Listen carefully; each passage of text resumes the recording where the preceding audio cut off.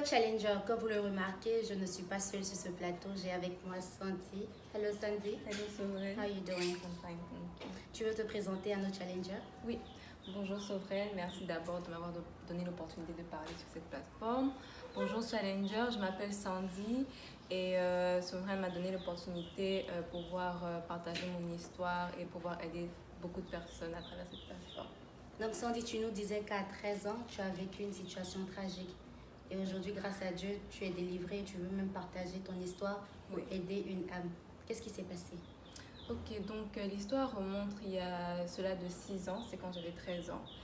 Donc vous savez quand on a 13 ans, c'est l'âge de l'adolescence, tout le monde veut se rébeller. Et donc en fait, je me souviens que j'avais un ami qui me demandait de sortir à une certaine heure. Mais malheureusement, ou heureusement, je ne sais pas, mais mes parents en fait... ils m'interdisaient de sortir après une certaine heure. Donc, trop tard le soir, c'était no. Mais avec l'ami, à chaque fois, insistait. Et bon, vu que c'était l'adolescent, je voulais paraître être cool à travers pour cette amie-là. Donc, une fois, je dis, ok, mais si je dois sortir, c'est-à-dire que je dois faire ça à la nature de mes parents. Pas que je vais faire ça quand mes parents dorment. Et il m'a dit, ok, t'inquiète pas, ils vont pas savoir. Donc, un soir, je sors tranquillement pendant que mes parents sont en train de dormir et ça marche tranquille. Je reviens le lendemain matin. Et on Est-ce que c'était ta première fois de faire? Oui, c'est ma première fois. Et j'avais tellement peur que mes parents se réveillent au milieu de la nuit et m'appellent, me disent Sandy, où est-ce que tu es? Mais bon, ils m'ont pas attrapée et je suis revenue le lendemain matin. Le lendemain matin, tranquillement, je suis allée m'allonger comme si de rien n'était. Donc, c'était une fois. Et après, quelques temps après, l'ami me dit tu vois, ça s'est bien passé, donc tu peux revenir encore. Je dis est-ce que tu es sûre? Moi, j'ai peur que mes parents m'attrapent. Donc, il insistait. Moi aussi, je me suis laissée avoir en gros. Donc, et cet ami, il était plus âgé ou bien vous avez... Oui, non, il était plus âgé, il avait 2 ans de plus que moi. Et donc, j'avais 13 ans, il avait 15 ans. Donc, je sors encore cette deuxième fois-là. Mais en fait, quand je sors cette deuxième fois-là, d'abord, ça s'est toujours bien passé, hein, on ne m'a pas attrapé, etc. Mais après, le lendemain, j'ai appris en fait que mes parents savaient que je sortais justement à leur insu la nuit. Donc en fait, c'était les gardiens qui avaient dit ça à mes parents. Et ça a créé beaucoup de problèmes à la maison. J'étais interdite de sortir pendant un certain moment, interdite de beaucoup de choses. Donc, à la maison, l'ambiance n'était pas vraiment trop ça. Mais bon, je comprenais mes parents parce que je les avais désobéis à cette période-là. Mais toujours étant très, très, très rebelle. L'ambiance à la maison ne me plaisait pas du tout. Je ne me sentais pas aimée par mes parents, ni par mes frères et sœurs. Donc, je sentais beaucoup de regards sur moi, donc beaucoup de stress. Mais je veux savoir pourquoi à 13 ans tu étais rebelle. Selon toi, qu'est-ce qui a causé? Je pense que c'est le fait en voyant d'autres personnes. Vous savez, genre par exemple, j'avais certains amis qui, leurs parents étaient tellement flexibles. Je me demandais, mais pourquoi mes parents ne sont pas comme ça? Pourquoi moi je n'ai pas le droit de faire ci, je n'ai pas le droit de faire ça? À cette période-là, je ne pensais pas au fait que mes parents ils voulaient juste me protéger de certaines choses du monde. Donc je me disais que non, que moi je vais faire comme mes amis, Et c'est très très très dangereux de souvent se dire que ouais, que je vais faire comme mes amis, Donc l'ambiance à la maison était très tendue. Donc ça faisait que je ne voulais pas du tout rester autour de mes parents ou autour de mes frères et sœurs. Et l'ami en question savait que justement j'avais des problèmes à la maison par rapport à ça. Et je lui ai dit que bon, que tu sais quoi, franchement j'ai pas envie de rester à la maison, je sais que je suis interdite de sortir. Mais là je pense pas que je sens pas comme si j'étais la bienvenue dans ma propre maison. Donc je lui ai dit que ok, ce soir on peut aller faire un tour, on peut se voir. Et bon, lui, il a dit ok, il n'y a pas de souci. Mais en fait, donc quand je suis sortie ce soir-là, je suis sortie par déjà la porte du garage parce que mon père avait changé les serrures. Et donc je sors et le gardien me voit, il me demande où est-ce que je vais. Et je lui dis, mais ce n'est pas ton problème. Je lui réponds, j'étais très très impolie. Je lui dis, mais c'est pas ton problème où est-ce que je vais, c'est pas ton problème quoi. Et il me dit, si tu vas, si tu sors, tu sais que tu es interdit, mais tes parents m'ont donné un ordre fixe de ne pas te laisser sortir. Donc, il me dit que si je sors, il va dire ça à mes parents. Et je dis, mais pourquoi tu veux dire ça à mes parents? C'est juste quelques heures et après je reviens. Après, il m'a dit, non, si tu sors, Sandy, je dis à tes parents. Et je dis, ok, d'accord, ben, si c'est le cas, laisse-moi juste dire à mon ami là que je ne sors plus et je vais rentrer à la maison, quoi. Donc, il me dit que non, qu'en fait, même si je rentre à la maison, il dira à mes parents que je suis sortie. Je fais, mais comment ça? Donc, il commence à me faire du chantage. Je dis, mais comment ça? Genre, je suis en train de te dire que je ne vais plus sortir, donc plus la peine de dire à mes parents vu que je sors plus. Et il me dit que non, que dans tous les cas, il va dire à mes parents, donc il faut que je donne quelque chose en retour. Et je dis, mais bon, moi j'ai pas d'argent, moi j'ai juste 13 ans, j'ai pas d'argent sur moi, j'ai pas de trucs de valeur sur moi. Et lui, il avait quel âge, le gardien? Il avait dans la trentaine, peut-être plus. Ouais, il était âgé. Donc, il me dit, et je lui dis, j'ai pas de trucs de valeur sur moi, j'ai pas d'argent. Donc, peut-être le demain, je donnerai de l'argent à ma mère et je vais venir te donner. Il me dit, non, mais qui t'a dit qu'en fait que je parlais d'argent? Et je me suis dit, mais dans ma tête, je dis, mais de quoi est-ce qu'il veut bien parler? Parce que bon, quand même, j'avais 13 ans, donc il y a certains trucs que je ne connaissais pas encore.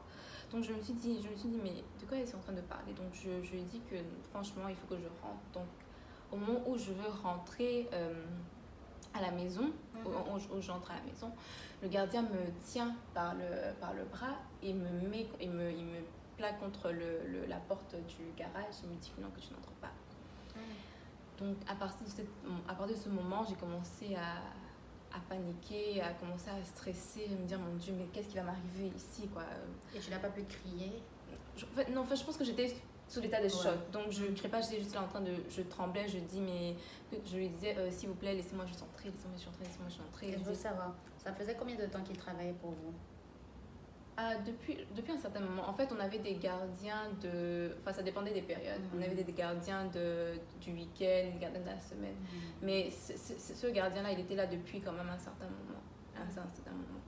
Donc, oui. Donc, il me connaissait, en fait. Il connaissait ma famille, il me connaissait, etc. Donc oui, il me dit que non. Et je lui dis que non, s'il vous plaît, laissez-moi rentrer. Juste laissez-moi, je vais vous donner peut-être de l'argent ou quelque chose dès que j'aurai l'opportunité d'en avoir.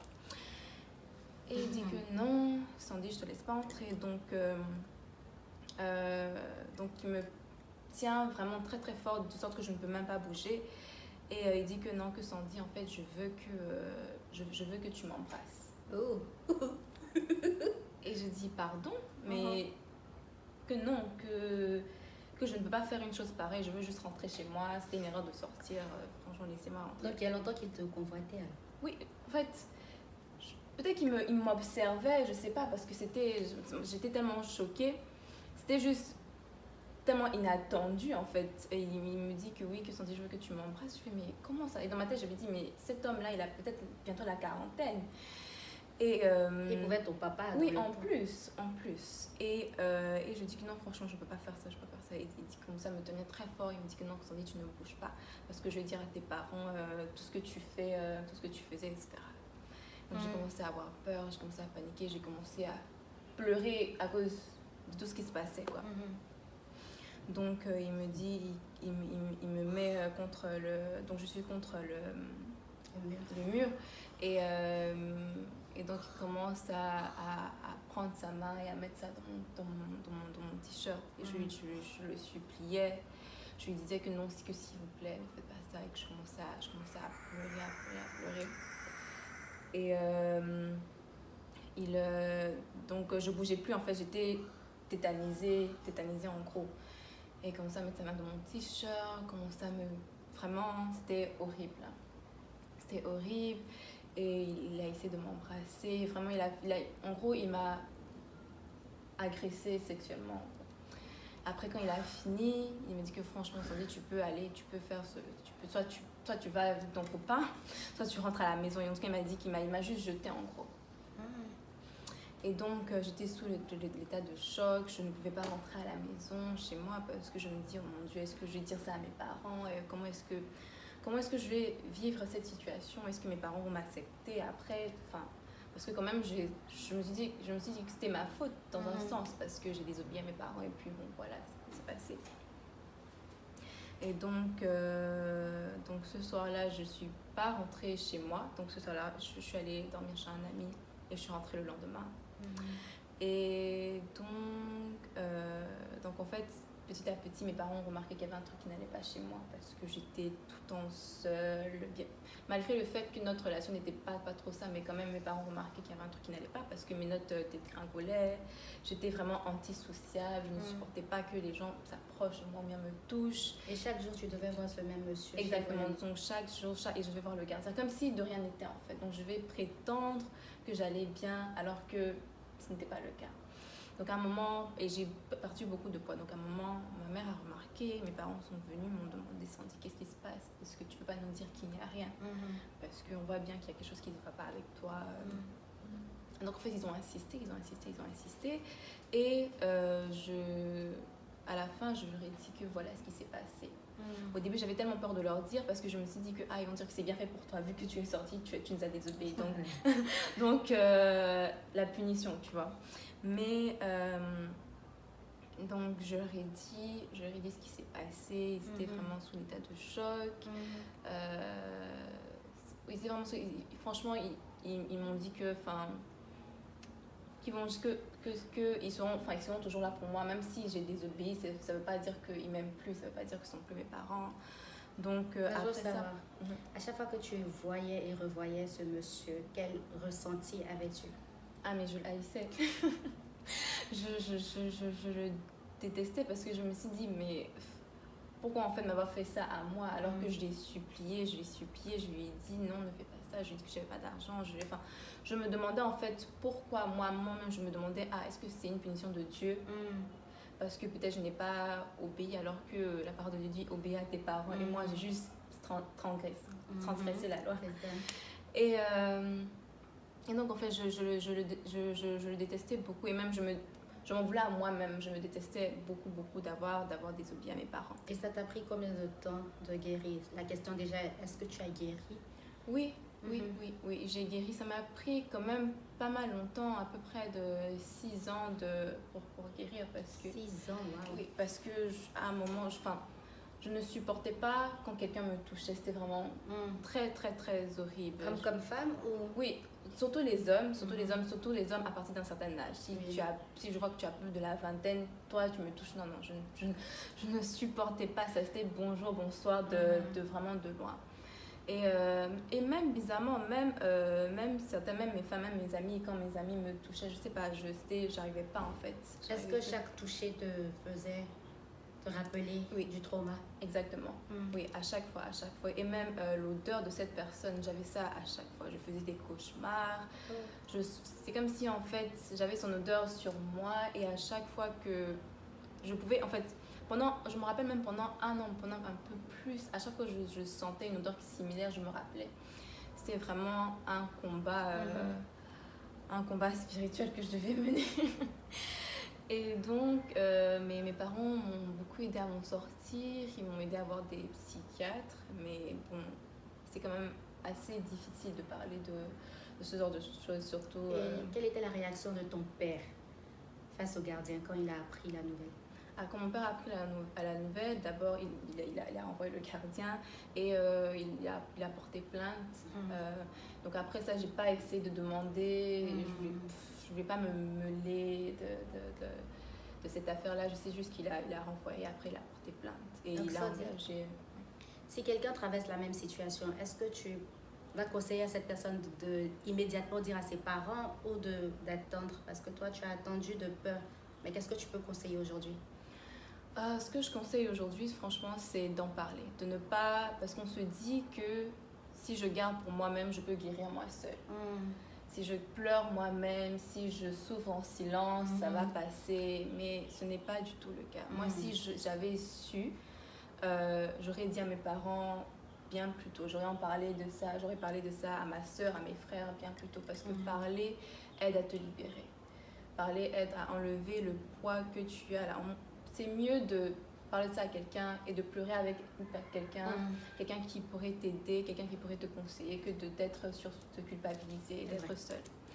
Donc, moi, franchement, je conseille, je sais que c'est pas du tout facile, hein, parce qu'on se pose beaucoup de questions, on s'en veut beaucoup, c'est pas du tout facile.